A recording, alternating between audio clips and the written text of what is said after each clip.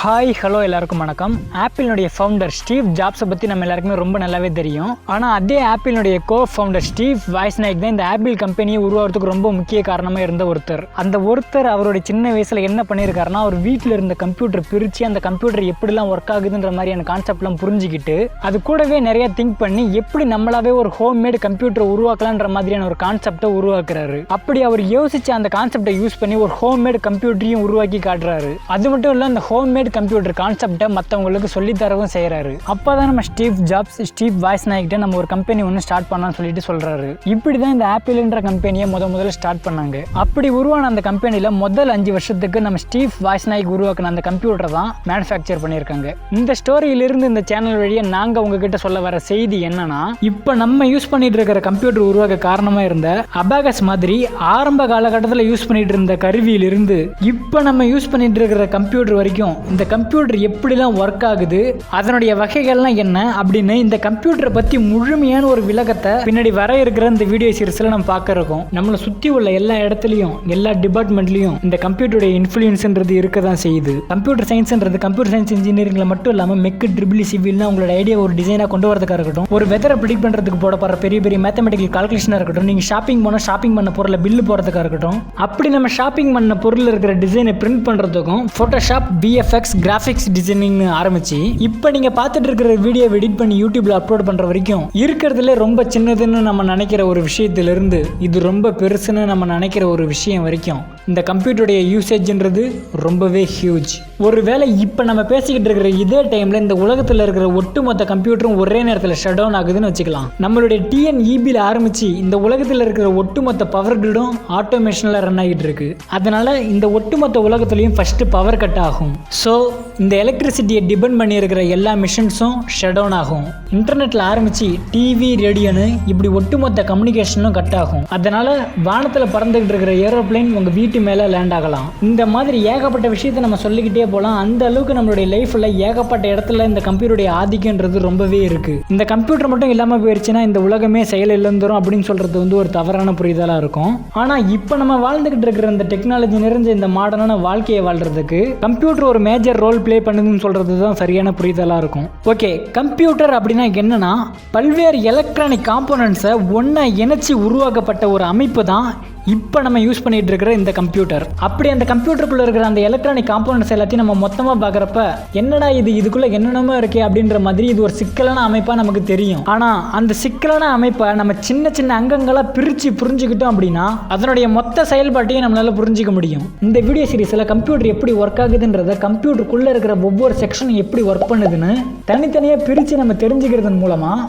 ஒட்டுமொத்த கம்ப்யூட்டருடைய செயல்பாட்டை நம்ம புரிஞ்சுக்க இருக்கோம். ஓகே, இப்போ நம்மக்கிட்ட யாராவது கம்ப்யூட்டர் எப்படி ஒர்க் ஆகுதுன்னு கேட்டால் நம்ம சிம்பிளாக 0s and 1s ஒர்க் ஆகுதுன்னு சொல்லிடுறோம். ஆனால் கொஞ்சம் யோசிச்சு பாருங்க, நம்ம கம்ப்யூட்டரை யூஸ் பண்ணி படம் பார்க்குறோம், பாட்டு கேட்குறோம், கேம் விளையாடுறோம், இன்னும் ஏதோ பண்ணுறோம். ஆனால் வெறும் 0s and 1s மட்டும் யூஸ் பண்ணி கம்ப்யூட்டரால் எப்படி இவ்வளோ வேலைகளை பண்ண முடியுதுன்னு நம்ம மைண்ட் அப்பப்போ கேட்கும். கம்ப்யூட்டர் 0s and 1s மட்டும் யூஸ் பண்ணி நம்ம பார்க்குற எல்லாத்தையும் எப்படி சாத்தியமாக்குதுன்றதை பற்றிலாம் புரிஞ்சிக்க இந்த வீடியோ கோர்ஸ் உங்களுக்கு ரொம்பவே பயனுள்ளதாக இருக்கும். ஓகே, இப்போ நம்ம யூஸ் பண்ணிட்டு இருக்கிற கம்ப்யூட்டர் உருவாக காரணமாக இருந்த பழங்கால கருவிகள் எல்லாத்தையும் இந்த எபிசோடில் நம்ம ஒரு தொகுப்பா பார்க்க இருக்கோம். அப்படி பார்க்கறப்ப அபாகஸ் தான் கால்குலேட்டர் மாதிரி கணக்கு போட கண்டுபிடிக்கப்பட்ட முதல் கருவின்னு சொல்றாங்க. அபாகஸை யூஸ் பண்ணி கால்குலேட் பண்றது மட்டும் இல்லாம அந்த ரிசல்ட்டை ஹார்ட் டிஸ்க் மாதிரி ஸ்டோர் பண்ணவும் முடியும். அதை நம்ம புரிஞ்சிக்க அபாகஸை எப்படி யூஸ் பண்றதுன்றத ரொம்ப பேசிக்கா இப்ப பார்ப்போம். அதுல இருக்கிற ஒவ்வொரு ரோவையும் 1s, 10s, 100, 1000 எடுத்துப்போம். இப்போ நம்ம கிட்ட 3 மாடு இருக்கு. இது அபாகஸ்ல ஃபர்ஸ்ட் ரோவில் இருக்கிற 3 மணிகளை ரைட் சைடு கொண்டு வரணும். அது கூடவே இன்னும் 4 மாடுங்களை ஆட் பண்ணா இன்னும் 4 மணிகளை ரைட் சைடு கொண்டு வரணும். இப்போ நம்ம கிட்ட மொத்தம் 7 மாடுங்க இருக்கு. ரைட் சைடில் இருக்கிற மணிகளும் 7 இருக்கு. அது கூடவே இன்னும் 5 மாடுங்களை ஆட் பண்ணா இப்போ ஃபர்ஸ்ட் ரோவில் 3 மணிங்க மட்டும்தான் ரைட் சைடில் கொண்டு வரதுக்காக இருக்கு. அதனால ஃபர்ஸ்ட் ரோவில் இருக்கிற எல்லா மணிகளையும் லெஃப்ட் சைடு கொண்டு வந்துடலாம். இப்போ மொத்தம் 12 மாடுங்க இருக்கிறதுனால செகண்ட் ரோவில் இருக்கிற ஒரு மணியை ரைட் சைடு கொண்டு வந்துடலாம். அபாகஸ்ல செகண்ட் ரோ 10s. அதனால செகண்ட் ரோவில் இருக்கிற ரைட் சைடில் இருக்கிற ஒரு மணியோட வேல்யூ 10. நெக்ஸ்ட் ஃபர்ஸ்ட் ரோவில் இருந்து 2 மணிகளை ரைட் சைடு கொண்டு வந்தா மொத்தம் 12. இதே மாதிரி நம்ம கிட்ட 1251 மாடுங்க இருக்கிறதா வச்சுக்கலாம். இப்போ அபாகஸ்ல இருக்கிற 1s ரோவில் இருக்கிற ஒரு மணியையும், 10s ரோவில் இருந்து 5 மணியும், 100s ரோவில் இருந்து 2 மணியும், 1000s ரோவில் இருந்து 1 மணியும் ரைட் சைடு கொண்டு வந்துடலாம். இப்படிதான் அபாகஸ் ஒரு நம்பர் ஸ்டோர் பண்றதுக்கு யூஸ் ஆச்சுன்ற மாதிரி மாதிரி சொல்கிறாங்க. கம்ப்யூட்டருக்கும் இந்த பழங்கால கருவிகளுக்கும் என்னப்பா சம்பந்தம் அப்படின்ற இந்த கேள்விக்கு father of computer Charles Babbage என்ன சொல்கிறாருன்னா, இப்போ நம்ம பார்த்த எல்லா கருவிகளுமே ஒரே நாளில் உருவானது கிடையாது. இந்த கருவிகள் எல்லாம் கொஞ்சம் கொஞ்சமாக மேம்படுத்திட்டே வந்திருக்காங்க. அந்த விதத்தில் நம்ம பார்க்குறப்ப இந்த பழங்கால கருவிகளும் அந்த கருவிகளை மேம்படுத்தக்கூடிய இனோவேட்டருடைய அறிவும் ஒரு பாலம் மாதிரி ஒன்றிணைஞ்சு இப்போ நம்ம இருக்கிற இந்த நிலைக்கு கூட்டிட்டு வந்திருக்குன்னு சொல்றாரு. இப்போ நம்ம கம்ப்யூட்டர்னு சொல்றோம் இல்லையா, ஆனால் ஃபர்ஸ்ட் கம்ப்யூட்டர் அப்படின்ற அந்த வார்த்தையை 1613 ரிச்சர்ட் பிரைட் வைட் அப்படின்றவர் ஃபர்ஸ்ட் இவர் தான் இந்த வார்த்தையை பயன்படுத்துறாரு. ஆனால் 1613 கம்ப்யூட்டர்லாம் கண்டுபிடிக்கவே இல்லை. அப்போ ரிச்சர்ட் பிரைட் வைட் எதை கம்ப்யூட்டர்னு சொன்னார்னா, இப்போ எப்படி விவசாயம் பண்றவங்களை ஃபார்மர்னு சொல்றோமோ, மருத்துவம் பார்க்குறவங்கள டாக்டர்னு சொல்கிறோமோ, அந்த மாதிரி கணக்கு போடுற வேலையை செய்கிறவங்கள தான் கம்ப்யூட்டர்னு சொல்லியிருக்காரு. அதுக்கப்புறம் 1694 ஜெர்மன் மேத்தமெட்டிஷியன் காட்ஃப்ரிட் லெபினிஸ்ன்றவர் ஸ்டெப் ரெக்கனர் அப்படின்ற ஒரு மெக்கானிக்கல் கால்குலேட்டரை உருவாக்குறாரு. அந்த கால்குலேட்டர் அபாகஸனுடைய அட்வான்ஸ் வடிவமாக தான் பார்க்கப்படுது. அந்த கால்குலேட்டரில் நம்பர்ஸ் எல்லாம் கியர்ஸில் வந்து பிரிண்ட் ஆயிருக்கும். அந்த கியரை அட்ஜஸ்ட் பண்ணுறது மூலிமா அடிஷன், சப்ராக்ஷன், மல்டிப்ளிகேஷன், டிவிஷன் இந்த மாதிரி சின்ன சின்ன கணக்கெலாம் அதில் போட முடியும். அதனால லெபினிஸ் என்ன சொல்கிறாருன்னா, கணக்கு போடுறதுக்கு இந்த மாதிரி மிஷின்ஸை யூஸ் பண்ணிக்கலாம், மனிதர்களுடைய அறிவை இந்த மாதிரி கணக்கு போட பயன்படுத்தி டைம் வேஸ்ட் பண்ண வேணாம் அப்படின்னு லெபினிஸ் சொல்றாரு. அந்த மாதிரி எல்லா கணக்குகளையும் நம்ம ஒவ்வொரு முறையும் திரும்ப செஞ்சுக்கிட்டு இருக்க முடியாது. அதனால லெபினிஸ் கண்டுபிடிச்ச ஸ்டெப் ரெக்கனர் மாதிரி மெஷின்ஸை பயன்படுத்தி லாகரிதமிக், ட்ரிக்னாமெட்ரிக் வேல்யூலாம் இந்த மாதிரி ரேஞ்ச் டேபிள்ஸாக ஹியூமன் கால்குலேட்டரை பயன்படுத்தி பிரிண்ட் பண்ணி வச்சிருந்தாங்க. உதாரணமாக 8,72,256 அப்படின்ற இந்த நம்பரை நம்ம ரூட் எடுத்தா இதுக்கு என்ன ஆன்சர் வரும்ன்றத ஸ்டெப் ரெக்கனரை பயன்படுத்தி அந்த ஆன்சரை நம்ம கண்டுபிடிக்கிறதுக்கு 2 மணி நேரம் ஆகுதுன்னு வச்சுக்கிட்டா, இந்த ரேஞ்ச் டேபிள்ஸை பயன்படுத்தி அந்த ஆன்சரை நம்மளால ஒரு சில நிமிஷத்தில் கண்டுபிடிக்க முடியும். இதுக்கு நம்ம அந்த ஹியூமன் கால்குலேட்டர்ஸுக்கு தான் நம்ம தேங்க்ஸ் சொல்லி ஆகணும். லெபினிஸ்க்கு அப்புறம் நிறைய பேர் நிறைய விதமான கருவிகளோட வராங்க. அந்த கருவிகள் எல்லாமே அடிஷன், சப்ராக்ஷன் இந்த மாதிரி சின்ன சின்ன வேலைகளை மட்டும்தான் பண்ணுது. அந்த எல்லா கருவிகளை பற்றியும் நம்ம ஒன்று பார்க்கணும்னா இந்த வீடியோ இன்னைக்கு முடியாது. அதனால ஒரு சில முக்கியமான கருவிகளை மட்டும்தான் நம்ம பார்த்துக்கிட்டு வரோம். இந்த வரிசையில் நம்ம அடுத்ததாக பார்க்க போகிற கருவி ஸ்லைட் ரூல். இந்த ஸ்லைட் ரூல் வரலாற்றில் ரொம்ப முக்கியமான ஒரு கருவி. இதை பயன்படுத்தி addition, subtraction, multiplication, division, square root, exponent, trigonometry, லாகரிதமிக்னு இந்த மாதிரி நிறைய வேலைகளை ஸ்லைட் ரூலை மட்டும் பயன்படுத்தி நம்மளால பண்ண முடியும். அது மட்டும் இல்லை, நாசாவுடைய ட்ரையல் மூன் லேண்டிங் மிஷன் உட்பட 5 அப்போலோ ஸ்பேஸ் ரிசர்ச்சுக்கு நாசா சயின்டிஸ்ட் கூட இந்த ஸ்லைட் ரூலை யூஸ் பண்ணி மேத்தமெட்டிக்கல் கால்குலேஷன்லாம் போட்டிருக்காங்களாம். அந்த மாதிரி எனக்கு தெரிஞ்ச ரொம்ப எக்ஸ்பீரியன்ஸான ஒரு மேக்ஸ் ப்ரொஃபஸர், அவர் காலேஜ் படிக்கிறப்ப இந்த கால்குலேட்டர்லாம் இல்லாத ஒரு காலகட்டம். அப்போ கால்குலேட்டருக்கு பதிலாக ஸ்லைட் ரூலை யூஸ் பண்ணி தான் கால்குலேஷன்லாம் பண்ணுவாங்களாம். அது மட்டும் இல்லை, இந்த ப்ரொஃபஸர் நாசாவில் கூட ஒர்க் பண்ணியிருக்காரு. இதில் இன்ட்ரெஸ்டிங்கான விஷயம் என்னன்னா, இவர் எனக்கு தெரிஞ்ச மேக்ஸ் ப்ரொஃபஸர். ஓகே, இப்போ நம்ம அடுத்ததா பார்க்க போறது ஃபாதர் ஆஃப் கம்ப்யூட்டர் சார்லஸ் பாப்பேஜோடைய டிஃபரன்ஸ் என்ஜின். இந்த டிஃபரன்ஸ் என்ஜின் தான் அது வரைக்கும் கண்டுபிடிக்கப்பட்டதுலேயே ரொம்ப காம்ப்ளெக்ஸான ஒரு மிஷின். அதை பயன்படுத்தி பாலினாமியல் ஃபங்க்ஷன்ஸை கூட சால்வ் பண்ண முடியும். ஆனால் 15 டன் வெயிட் இருக்கிற அந்த மிஷினை செய்யறதுக்கு 25,000 காம்போனன்ட்ஸும் நிறைய பணமும் தேவைப்பட்டிருக்கு. அதனால சார்லஸ் பாப்பேஜ் 1823 அந்த மிஷினை செய்ய ஆரம்பிச்சு கிட்டத்தட்ட 20 வருஷம் ட்ரை பண்ணியும் போதுமான அளவுக்கு ஃபண்டு கிடைக்காததுனால அந்த மிஷினை ஃபுல்லாக செஞ்சு முடிக்க முடியாமல் போயிருது. அதுக்கப்புறம் சில வருஷங்கள் கழிச்சு சார்லஸ் பாப்பேஜோடைய டிராயிங்கோடைய ஹெல்ப்பால் 1901 அந்த டிஃபரன்ஸ் என்ஜினை ஃபுல்லாக செஞ்சு முடிக்கிறாங்க. அது மட்டும் இல்லாமல் பாப்பேஜ் எதிர்பார்த்த மாதிரி அந்த மிஷின் பர்ஃபெக்டாக ஒர்க்கும் ஆச்சான். இதில் இன்னொரு முக்கியமான விஷயம் என்னன்னா, சார்லஸ் பாப்பேஜ் டிஃபரன்ஸ் என்ஜினை செஞ்சுக்கிட்டு இருக்கும் போதே இதை விட ரொம்ப காம்ப்ளெக்ஸான அனலிட்டிக்கல் என்ஜின் ஒரு மிஷினையும் டிசைன் பண்ணியிருந்தாரு. இந்த அனலிட்டிக்கல் என்ஜினுடைய ஸ்பெஷல் என்னன்னா, இந்த மிஷினை நம்மளால ப்ரோக்ராம் பண்ண முடியும். அந்த மிஷினை எப்படி ப்ரோக்ராம் பண்ணாங்கன்றதை புரிஞ்சுக்க LMESல ஆல்ரெடி ஒரு வீடியோ போட்டிருக்காங்க, செக் பண்ணி பாருங்க, லிங்க் இந்த டிஸ்கிரிப்ஷன். அது கூடவே ப்ரோக்ராம் பண்ணி கிடைக்கக்கூடிய சீக்வன்ஸ் ஆஃப் ஆன்சர்ஸை பேப்பர்ல பிரிண்ட் ஆகிற மாதிரி ஒரு பிரிண்டரும் இந்த அனலிட்டிக்கல் என்ஜினுக்குள்ள இன்பில்டாவே இருக்கு.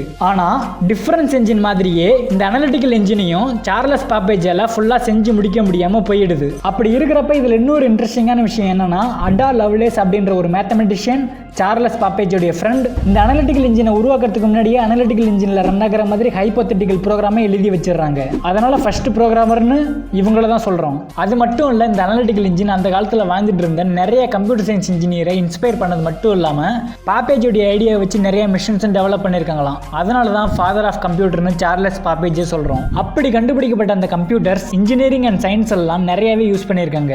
ஆனால் பிஸ்னஸ் அண்ட் கவர்மெண்ட்டுக்கு இந்த கம்ப்யூட்டர் அவ்வளோவா யூஸ் ஆகாததுனால ஒரு சில இடத்துல வருஷத்துல மட்டும்தான் யூஸ் பண்ணியிருக்காங்க. நெக்ஸ்ட் 1880களில் யூஎஸ் கவர்மெண்ட் மக்கள் தொகை கணக்கெடுப்பு நடத்துறாங்க. ஆனா 1880களில் யூஎஸ் பாப்புலேஷன் ரொம்பவே அதிகமானதுனால நாட்டில் எவ்வளவு பேர் இருக்காங்கன்னு எண்ணி கணக்கு போட்டு முடிக்கிறதுக்கு கிட்டத்தட்ட 7 வருஷம் ஆயிருக்கு. இப்படியே போச்சுன்னா 1890க்கான சென்சஸை எண்ணி முடிக்கிறதுக்கு யூஎஸ் கவர்மெண்ட்டுக்கு கிட்டத்தட்ட 13 வருஷம் கூட ஆகலாம்னு நினைச்சாங்க. அதனால இந்த பிரச்சனையை எப்படி சால்வ் பண்றதுன்னு தெரியாம யூஎஸ் கவர்மெண்ட் திருன்னு முழிச்சிட்டு இருந்தப்பதான் ஹெர்மன் ஹாலரைத் அவருடைய டேப்லெட்டிங் மிஷினை கொண்டு வராரு. இந்த டேப்லெட்டிங் மிஷினுடைய உதவியால கிட்டத்தட்ட 13 வருஷம் ஆகணும்னு நினைச்ச 1890க்கான சென்சஸை வெறும் 2.5 வருஷத்துல முடிச்சிருக்காங்க. இதனால நிறைய டைம் அண்ட் மணியை யூஎஸ் கவர்மெண்டால சேவ் பண்ண முடிஞ்சது. டேப்லெட்டிங் மிஷினால அதை எப்படி சாத்தியமாக்க முடிஞ்சது அப்படின்றத பத்தி இப்ப பார்க்கலாம். வீடு வீடா போயிட்டு சென்சஸ் எடுக்கிறப்ப பேப்பருக்கு பதிலாக பஞ்சடு கார்டையும் பெண்ணுக்கு பதிலாக ஃபென்டோகிராஃப் அப்படின்ற ஒரு கருவியையும் யூஸ் பண்ணி சென்சஸ் எடுக்கிறாங்க. அந்த பஞ்சடு கார்டில் நீங்க ஆனா பெண்ணா உங்க வயசு நீங்க மேரிடா அன்மேரிடா அப்படின்னு இந்த மாதிரி ஒரு சில டீட்டெயில் அந்த கார்டில் ஆல்ரெடி பிரிண்ட் ஆயிருக்கும். இப்போ நீங்க ஆனா இருந்தீங்கன்னா பஞ்சடு கார்டில் எம்ன்ற இடத்துல ஃபென்டோகிராஃபை யூஸ் பண்ணி ஹோல் போடுவாங்க.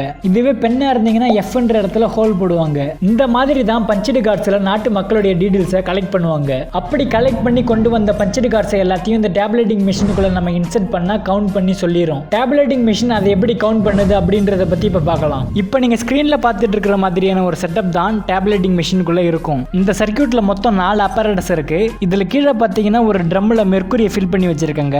அதுக்கு மேல பாத்தீங்கன்னா மெட்டல் ஆணி ஒன்று இருக்கு. அந்த ட்ரம்மையும் ஆணியையும் பவர் சப்ளை வழியா ஒரு எலக்ட்ரோ மெக்கானிக்கல் கவுண்டரை சீரியஸ்ல ஒயரை கனெக்ட் பண்ணி வச்சிருக்காங்க. இப்போ அந்த ஆணி ட்ரம்முக்குள்ள இருக்கிற மெர்க்குரியை டச் பண்ணிச்சுன்னா ஹோல் சர்க்யூட்டும் க்ளோஸ் ஆகி அந்த எலக்ட்ரோ மெக்கானிக்கல் கவுண்டர் வந்து ரன் ஆகும். இந்த எலக்ட்ரோ மெக்கானிக்கல் கவுண்டர் அப்படின்றது நம்ம பைக்ல எப்படி வீல் சுத்த நம்ம பைக் எவ்வளவு டிஸ்டன்ஸ் டிராவல் பண்ணுது அப்படின்றத ஸ்பீடாமீட்டருக்குள்ள இருக்கிற கவுண்டர் எப்படி கவுண்ட் பண்ணுதோ கிட்டத்தட்ட அந்த மாதிரி ஒர்க் ஆகும். ஓகே, டேப்லெட்டிங் மிஷினுக்குள்ள தேவைக்கேற்ற மாதிரி நிறைய சர்க்யூட் இருக்கும். துளையிடப்பட்ட பஞ்சடு கார்ட்ஸை இந்த செட்டப்குள்ள வைக்கும் போது என்ன ஆகும்னா ஹோல் இருக்கிற இடத்துல அந்த ஹோல் வழியா ஆணி கீழே இருக்கிற ட்ரம்ல இருக்கிற மெர்க்குரியை டச் பண்ணும். அதனால சர்க்யூட் க்ளோஸ் ஆகி கவுண்டரும் ரன் ஆகும். இதுவே ஹோல் இல்லாத இடத்த அந்த ஆணியால போக முடியாது. அதனால சர்க்யூட்டும் க்ளோஸ் ஆகாது. அதனால கவுண்டர்ல எந்த ஒரு ரீடிங்கும் நமக்கு கிடைக்காது. இந்த மாதிரி தான் பஞ்சிங் கார்ட்ஸ்ல டீடைலை கலெக்ட் பண்ணி டேப்லெட்டிங் மிஷினை யூஸ் பண்ணி சென்சஸை கவுண்ட் பண்ணாங்க. இந்த மிஷின் ரொம்பவே பாப்புலர் ஆகுது. கவர்மெண்ட் அண்ட் பிசினஸ்ல கூட இந்த மிஷின்ஸை நிறையவே யூஸ் பண்ண ஆரம்பிக்கிறாங்க. ஹெர்மன் ஹாலரைத் மிஷின் மேனுஃபேக்சரிங் கம்பெனியோட கொலாப் பண்ணி டேப்லெட்டிங் மிஷினை மேனுஃபேக்சர் பண்ணி சேல் பண்றாங்க. அது ரொம்பவே சக்சஸ் ஆகுது. இப்படிதான் ஐபிஎம் கார்பரேஷன் உருவாகுது. ஓகே, இந்த எபிசோட்ல நம்ம கம்ப்யூட்டர் உருவாக அடிப்படையா இருந்த மெக்கானிக்கல் கருவிகளையும் எலக்ட்ரோ மெக்கானிக்கல் மிஷின்ஸை பத்தி பார்த்தோம். நெக்ஸ்ட் எபிசோட்ல டிஜிட்டல் கம்ப்யூட்டர்ஸ் எப்படி உருவாகுது அப்படின்றத பத்தி பார்க்க இருக்கோம். ஃபைனலா இந்த வீடியோ எப்படி இருந்தது, இந்த வீடியோல இருந்த நிறை குறைகள்லாம் என்ன அப்படின்னு உங்களுடைய கருத்துக்களை மறக்காம கமெண்ட்ஸ்ல சொல்லுங்க. தேங்க்ஸ் ஃபார் வாட்சிங்.